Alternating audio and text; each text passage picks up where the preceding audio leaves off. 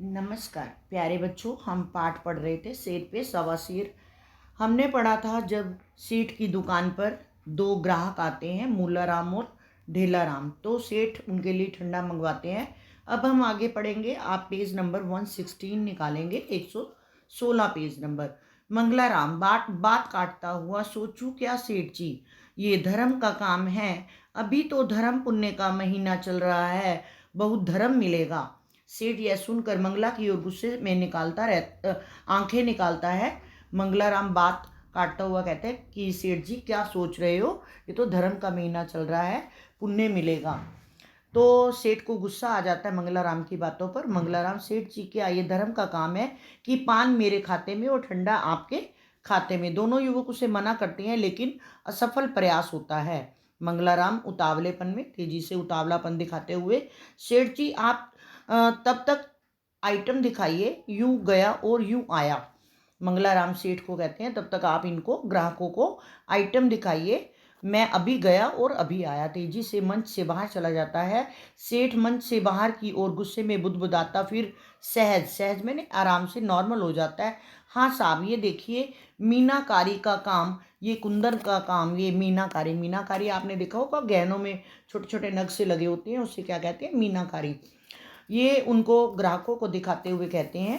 मूलाराम शक पकाते हुए, मूलाराम हिचकिचाता है, सेठ साहब आप हमें, यानी कि वो अपनी बात पूरी नहीं कर पाता, लेकिन सेठ बीच में ही बोल पड़ते हैं।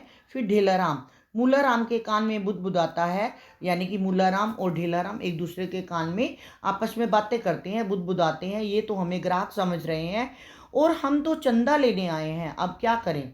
मूलाराम और ढेलाराम दोनों आपस में बातें करते हैं कि ये लोग तो हमें ग्राहक समझ रहे हैं और हमारी इतनी खातिरदारी कर रहे हैं, लेकिन हम तो इनसे चंदा लेने आए हैं। मूलाराम पूर्व भाव, करना क्या है, खाएंगे पिएंगे फिर चंदे की रसीद आगे कर देंगे।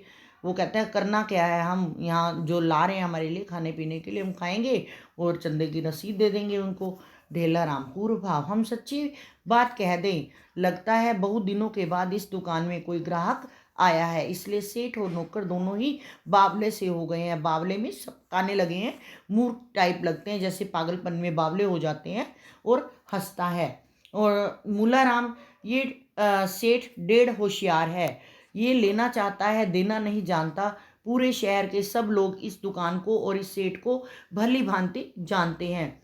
मूलाराम जो दूसरा ग्राहक है, वो सेठ के बारे में कहते हैं कि ये बहुत ही होशियार है, बहुत ही चालाक है, ये लेना जानता है, किसी को देना नहीं जानता। सारे शहर वाले इसके बारे में जानते हैं। सेठ उनकी बात काटते हुए कहता है, क्यों दोनों यार इस तरह क्या खुसर पुसर कर रहे हो, क्या आपस में बातें कर रहे हो?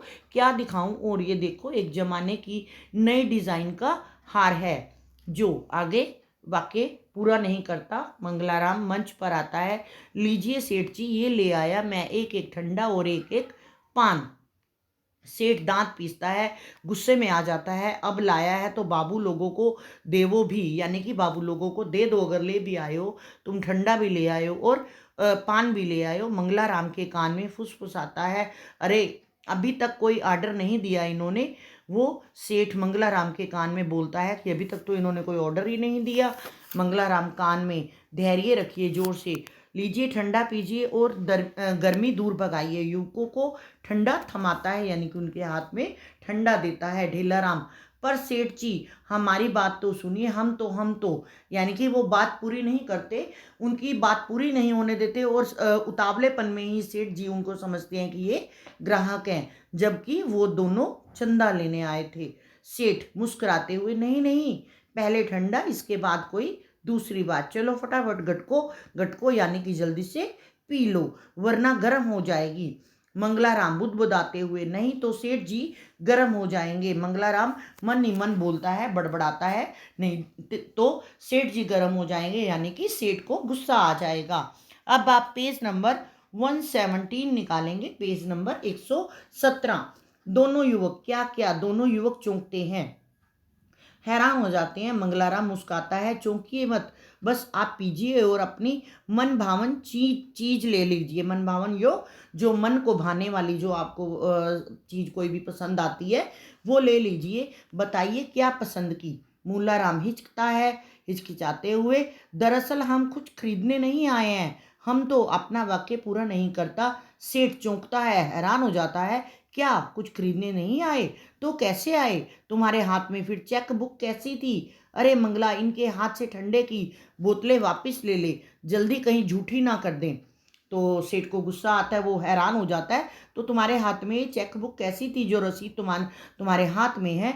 मंगला राम को और अपने नौकर को कहता है, जल्दी जल्दी इनकी ठंडे की जो बोतलें हैं वो वापस ले लो, कहीं ये झूठी ना कर दे, क्योंकि कंजूस तो वो था ही।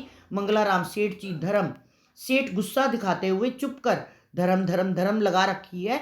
हे भगवान, कितने फरेबी हैं ये लोग, कितने धोखेबाज हैं ये लोग। ढेलाराम हंसते हुए, वो कोई चेक बुक नहीं, केवल चंदे वाली रसीद बुक थी जो हम लेने आए हैं।